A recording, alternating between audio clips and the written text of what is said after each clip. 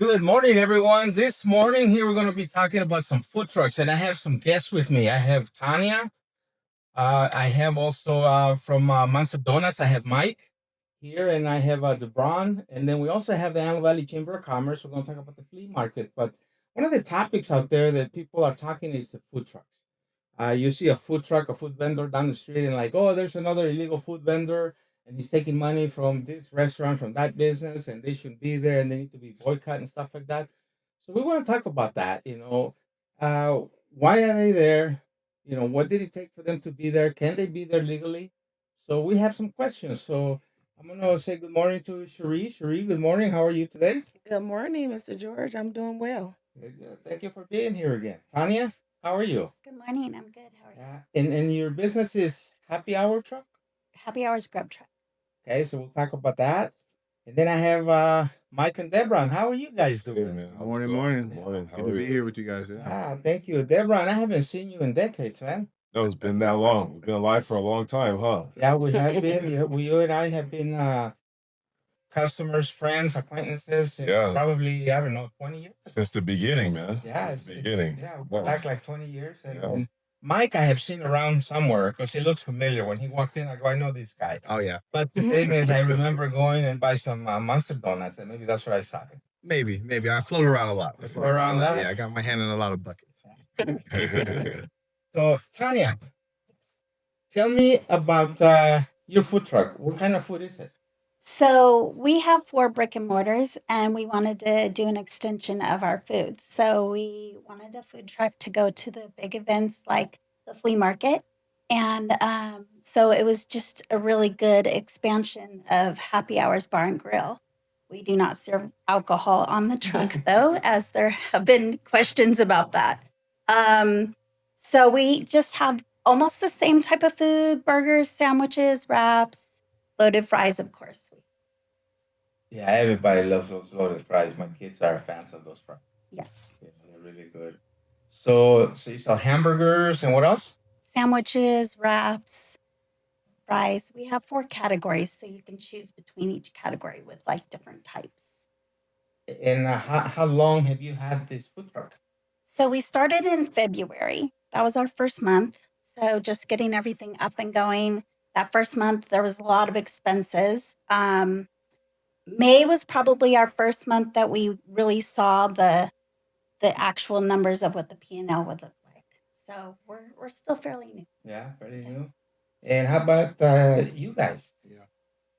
Yeah, I know we're kind of similar, right? Started as the brick and mortar, and actually, as an extension of the business, wanted to do the food truck, right? And now, we actually that's the main business. We actually turned from the brick and mortar to straight the food trucks. We don't mainly do events, pop ups, things like that. But it's been a journey, to your point. There's a lot that goes into it. People don't really understand. It's a full business. It's almost more than having a brick and mortar sometimes, right? But what we do is, custom donut, right? There's nothing generic or original about the donuts that we sell there. Everything is custom unique. You're gonna get some colorful names, some really different things like fruity pebbles. The Elvis is what we have over there. So you're gonna get a real treat when you come see our donuts. It's a lot different than what you expect. But yeah, we love the food truck business.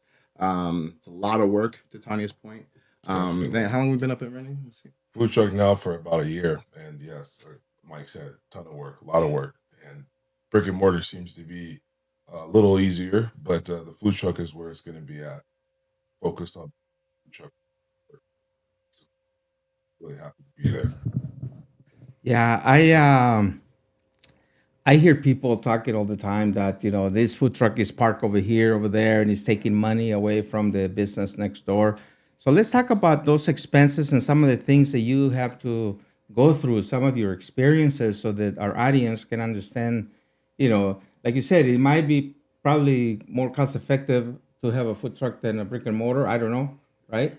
Realistically, it feels like it's easier to have a brick and mortar, honestly. I mean, with us doing it both, I mean, as we know, and once you get it locked in with brick and mortar, it's pretty simple. It's pretty easy to run. Food truck, it's always something that's breaking on the food truck. It's something that's you never know what's going to happen that day. You have to make sure everything works, properly beforehand. And even if you do beforehand, when you get to the event, it can break. And a lot of these events take 3-4 months to get into. We have to really kiss people in the soft spots to get into these events.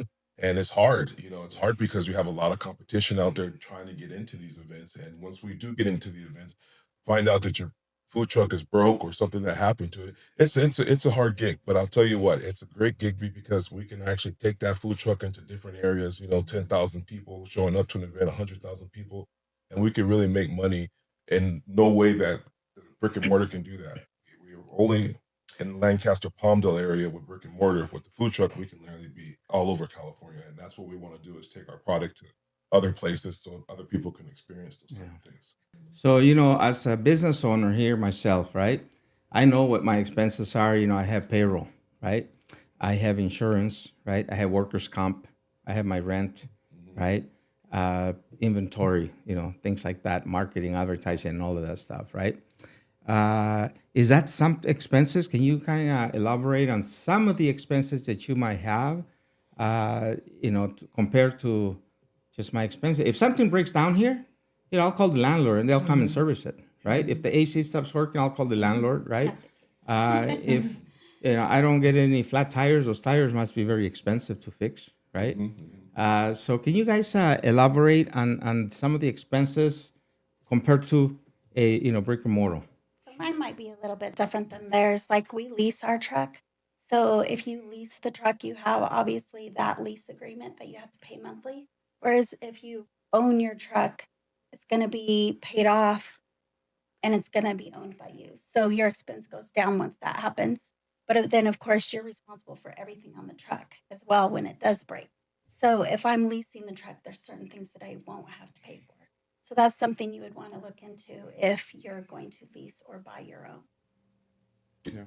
Yeah, our truck was we built it from the ground up, and it was pretty expensive. We paid like $120,000 for it, and it always breaks. We've got a great truck, a great build, but it's the products inside. They're not meant to be moving in the way that it's supposed to be moving. And we do our donuts fresh on the truck, so we're not just using a grill, and we use different machineries that's a lot more timid than a shop. We have to use custom donut machines, and we have to customize this trailer to be able to work for us and make custom made products. And we're finding out that it breaks a lot. So Yeah, and it's not like you can just call anybody to come fix it, right? Right. Because it's custom. Like it has to be a specialty item, right? Not to mention the gas, the regular auto mechanic aspect. Yes. The oil changes, Yeah. Think of owning an RV, times 10. Yeah.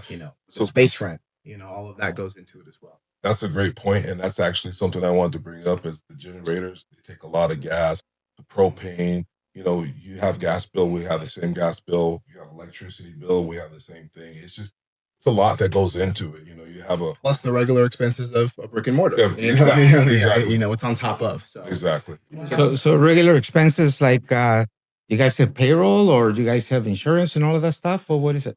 Of course. Insurance, but probably more just because it's we're mobile. Yeah. Payroll when we do the events, things like that. Maybe not a consistent payroll because it's not 9 to 5, right? But depending on how often you run the food truck, if it's a daily business, then absolutely payroll. And some events will require more insurance than others.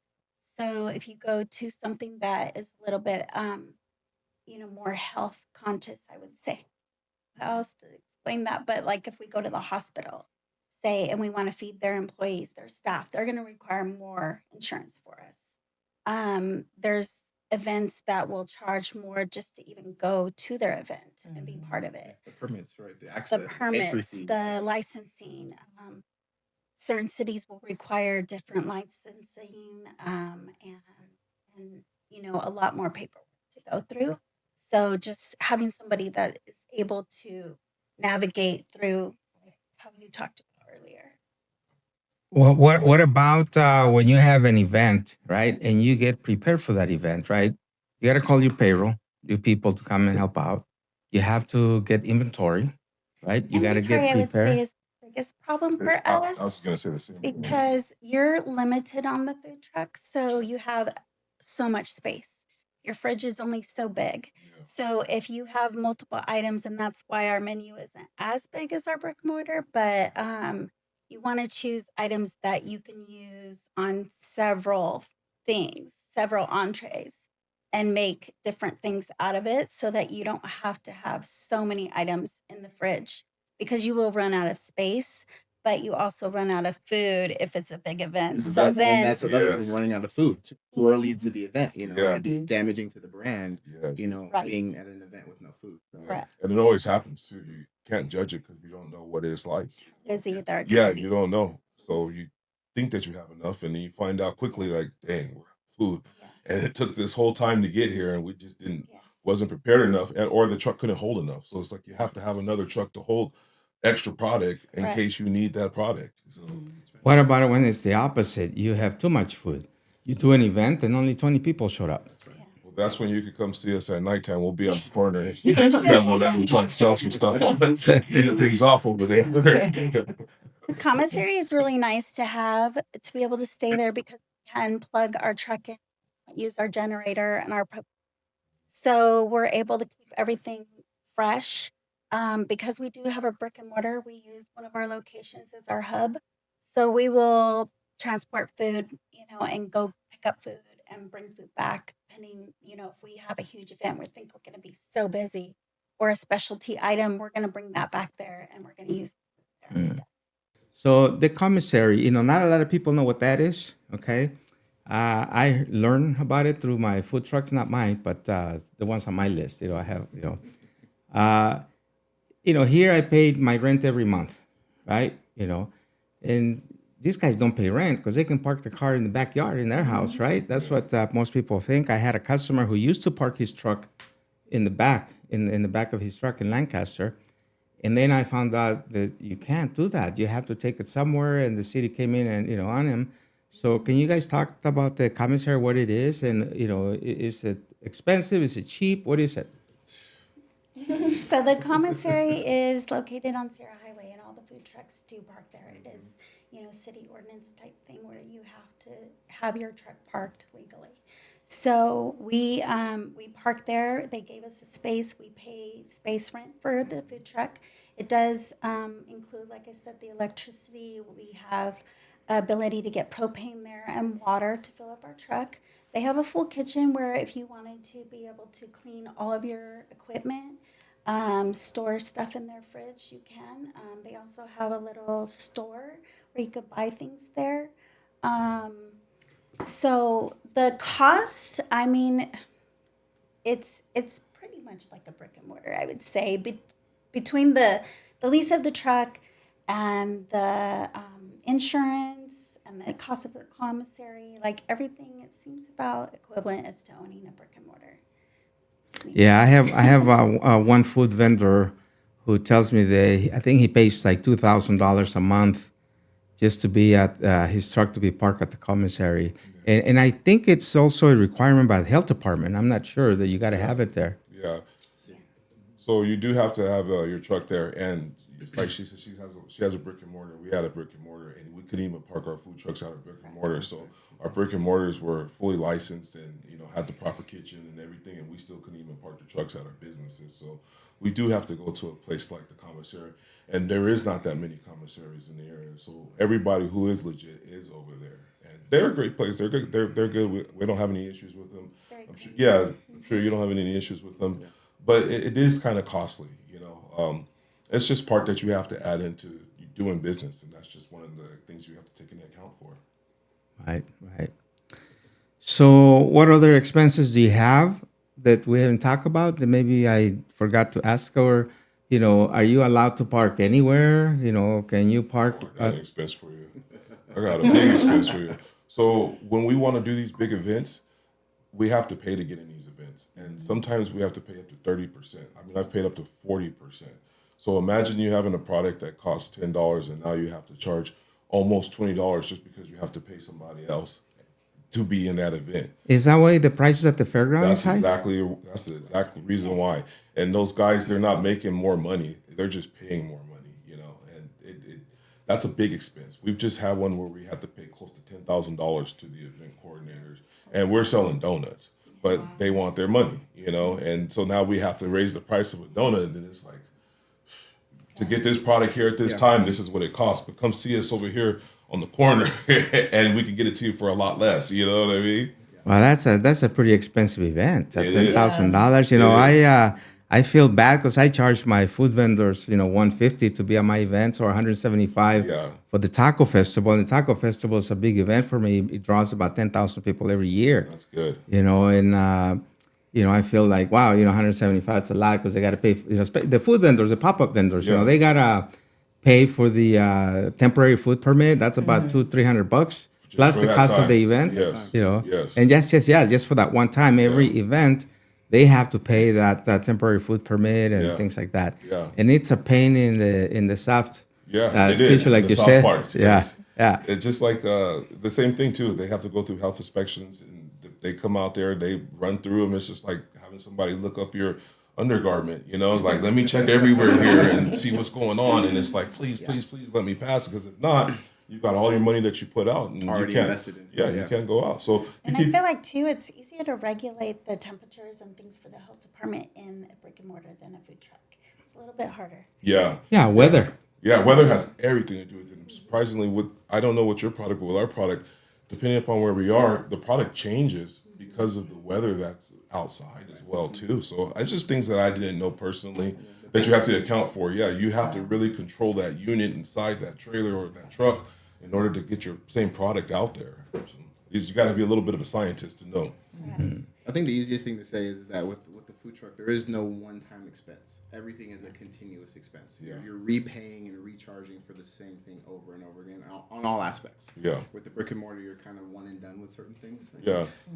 It's very often, not as often that you change things out or replace something at the Yeah. brick and mortar, right? Maybe you're just. And food. some events you want to specialize something. So they're going to Correct. specialize a donut for the place they're going Correct. to. Whereas we'll maybe do a fun burger, Yeah. and that's going to cost a little bit more because we're adding a pineapple or Yeah. bacon or anything like that. So you have to add that into the cost. And people don't realize, like, if most restaurants will only make 30% on their food. And so it's not a lot. So then if you have your payroll and you have all your other expenses and then something breaks down, there goes your 30% you made. So when these events charge a lot of money for us to get in, are we even going to make that much money on burgers and sandwiches? So it's a little scary sometimes going into these larger events Yeah. for that reason. It's definitely a rough gig. I mean, I'll be honest with you, it's a rough gig, but at the end of the day, it's well worth it. If you stay to it, you hustle. And she's like me, we're not in our trucks that often, so we pay payrolls. There's a lot of people that are owner operators, and they'll get in there. They don't have Grind the it out. payroll. Yeah, they don't have the W-2 they have to take care of. They don't have to worry about their other insurances that they would have to if they had employees. So, they have the opportunity to be able to make money, but it's still a lot of money to be able to get started. But once you do, you can make your money. Yeah, definitely.